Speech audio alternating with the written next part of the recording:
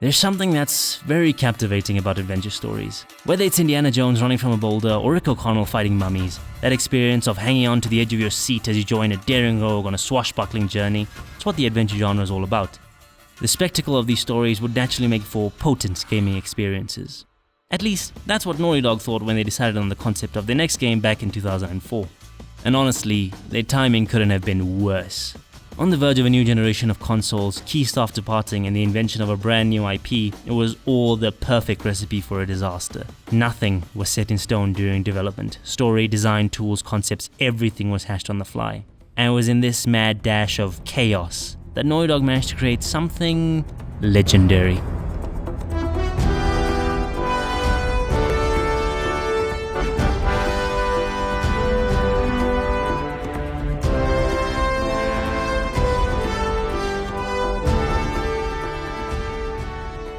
Even at the time of its release, Drake's Fortune was seen as a very inoffensive video game. It did well to establish the founding pillars of the Uncharted series being exploration, combat, and narrative, but none of these were particularly outstanding. Exploration composes of two things: simplistic puzzles and traversal components, usually amounting to nothing more than glorified walking segments, with some occasional quick-time events sprinkled in. Combat, on the other hand, followed the trend of 7th-gen shooters. In essence, it felt more like you were playing a glorious game of whack-a-mole rather than fighting for your life in a daring adventure. As for the narrative, the plot was your typical find the treasure, save the world, rescue the damsel in distress. Which then raises the question as to how did this game manage to kick off a whole beloved franchise? And the answer to that would be Nolan North. This was the first role that I was given, and I was fortunate enough to be the lead character of, and to be able to, and I was invited from day one to instill as much of myself into this character as possible. And so his sense of humor, many of his quips are ad-libs. When casting for the character of Drake, most that walked in played up the cool, tough guy elements that were present in gaming's protagonists at the time.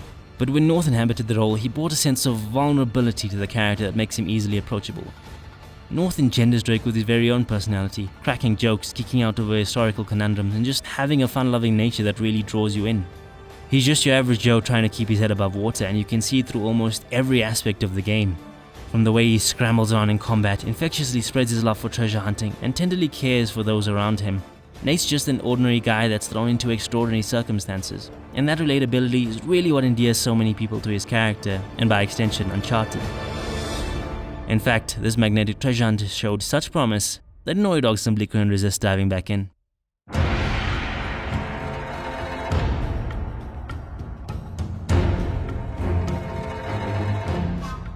Among Thieves is not just considered as one of the best Uncharted's, but one of the best games of all time, period, and it's easy to see why.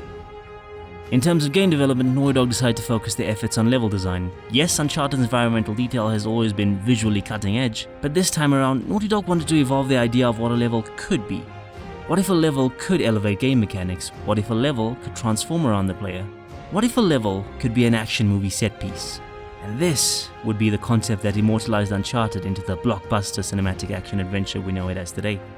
Couple that with interesting additions to the cast like Flynn and Chloe to bounce off of, and we have the equivalent of Raiders of the Lost Ark, that edge-of-your-seat swashbuckling adventure that only gaming could deliver.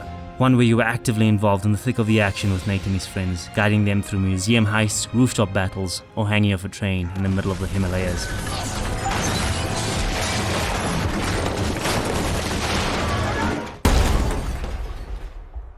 Having said that, many games have adapted these kinds of blockbuster set pieces, yet why in the world is Uncharted remembered for this?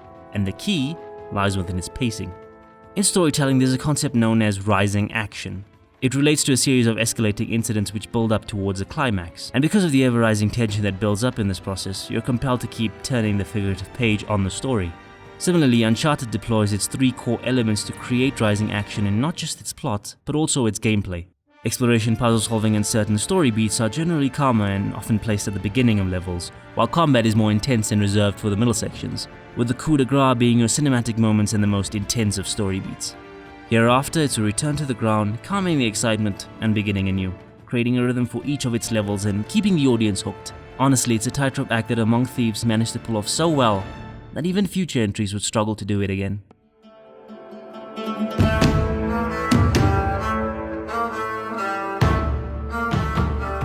Among Thieves' success created high expectations for its follower. Be that as it may, Drake's Deception is a game that's far too ambitious for its own good. The amount of areas, set pieces, and action sequences easily eclipses anything in Uncharted 2. And yes, the sheer diversity presented here makes for iconic moments and even more interesting level design, but the game is simply too impatient for its own good, hopping from level to level, location to location, set piece to set piece. And frankly, it's just too much. The build-up and rhythm to the level design established in the prior entry is shattered by the insane pace of events, and the story easily suffers the brunt of this mad dash of video game. Like the rest of the package, the story too is ambitious in its scope, aiming to dive deep into the character of Drake himself and question his drive for treasure hunting. The main vehicle it uses to explore this is the relationship with Victor Sullivan, the surrogate father figure. Through them we dive into Nate's younger years, bear with some of his deepest fears, and experience his desperation as he treks through an endless desert in order to save this father figure.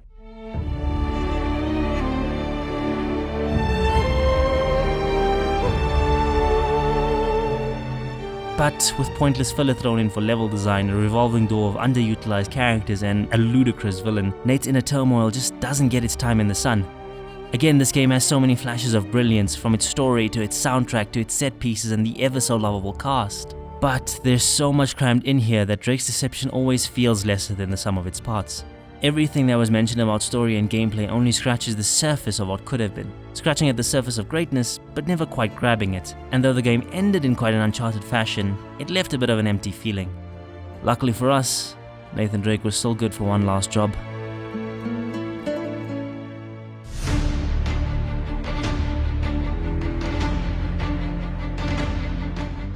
A Thief's End is a very different game from its predecessors. For better or worse, it was made for different hardware in a different generation of gaming by a different Naughty Dog. On the one hand, the gameplay now stands on its own 2 feet. Whereas previously Uncharted needed calculated level design to function, A Thief's End introduces light stealth, sandbox arenas, and a grappling hook. Combining this with the already established set pieces and polish finally makes encounters feel like you're on that swashbuckling adventure that was promised to us in the first game. It's a shame then that these encounters feel so few and far between when compared to those previous entries. For all of its faults, Uncharted 3 was designed as a video game, where importance was placed on gameplay and story was tailored around it. In contrast, A Thief's End places an equal if not more important emphasis on its plot and themes. As a consequence, this limits set pieces in order to make time for these more slower, plot-focused elements. And yes, Uncharted 3 was excessive in the implementation of these bombastic moments, but A Thief's End also pales in comparison to Uncharted 2. Neutering that edge-of-your-seat gameplay identity that Uncharted was so well known for. But in spite of that, I can't help but love this game, because the story they decided to tell harkens back to Uncharted's greatest strength: Nathan Drake. During the course of our adventures, we spent so much time with this wisecracking rogue, and have come to know so much about him as a person. Yet the games have never truly managed to dive into what makes Nathan Drake tick. And at this point, he's no longer just your average Joe, but the legend that raced a madman to the gates of Shamballa, found the Aram of the Pillars, and discovered the fabled El Dorado. So the question arises, can a man like this really go back to a simple desk job? Drake is a man that's obsessed with adventure, even trying to add elements of danger to his everyday life. And when the chance arises, he's all too ready to drop this life and go on a globe-trotting adventure with his long-lost brother Sam. A Thief's End explores this obsession through plot and characters like Sam, Rafe, and Avery, painting a grim picture of the fate that awaits Drake if he continues down this treacherous path. And it's in his most defeated moment that fortune comes to find him. In fact, from the beginning she always came to find him. After he crawled away from a train crash, a capsizing boat, and even falling off a cliff, no matter what, Elena Fisher always came back for Nathan Drake. And in this moment, the realization hits. Drake's fortune wasn't a lost city or gold riches. It was Elena Fisher. It was Victor Sullivan. It was Samuel Drake, Chloe Fraser, Charlie Cutter, Tenzin, and all the countless characters we've met along this journey. It was never about treasure or glory. Uncharted was not inherently special because of set pieces or pretty visuals. It was a swashbuckling adventure that only had us on the edge of our seat because of how much we loved spending time with these characters. From the beginning, they took us on the odyssey that made us laugh, cry, and eventually look back fondly on one of the greatest experiences in the adventure genre. It is said that a journey is only as special as those we meet along the way. Luckily for us, we met Nathan Drake.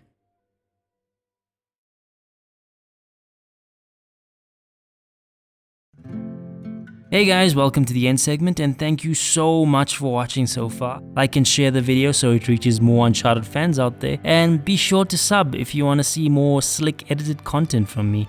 And if you really like the video, be sure to support me over at Patreon as well. This really was a passion project for me. Uncharted was the game that got me into gaming, and it really holds a special place in my heart. And I'm sure it holds a very special place to you guys as well. So be sure to comment down below on some of your fondest memories. Let's make this like a little corner for Uncharted appreciation. But for now, that's all from me. So see you on the next episode of